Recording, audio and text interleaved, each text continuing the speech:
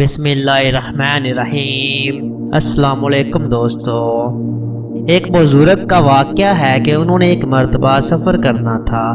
ان کو ماں نے نصیحت کی تھی، جب تم سفر میں نکلا کرو تو اللہ کے راستے میں کچھ نہ کچھ ضرور خرچ کیا کرو۔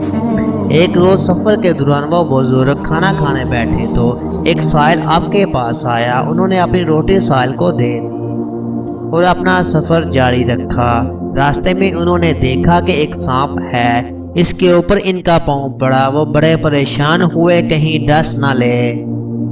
پیچھے ہٹے تو کیا دیکھتے ہیں کہ اس سانپ کے منہ میں کوئی چیز ہے جس نے اس کے منہ کو بند کیا ہوا ہے۔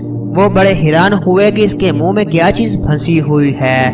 جب اس کو مارا تو دیکھا کہ وہ روٹی کا ایک ٹکڑا تھا جو اس کے منہ میں پھنسا ہوا تھا۔ پھر کسی بزرگ نے انہیں بتایا کہ تم نے جو اپنی روٹی کسی فقیر کو دی تھی، تمہاری موت کا وقت تو آج ہی لکھا تھا، لیکن اللہ تعالیٰ نے تمہارے اس صدقے کی وجہ سے تمہاری عمر میں برکت دے دی، اور وہی روٹی کا ٹکڑا گویا اس سانپ کے منہ میں جا کر پھنس گیا۔ اس سے معلوم ہوا کہ انسان اللہ کے راستے میں جو بھی خرچ کرتا ہے، اس کی بلائیں اور مصیبتیں اس کے بدلے میں دور ہوتی ہیں۔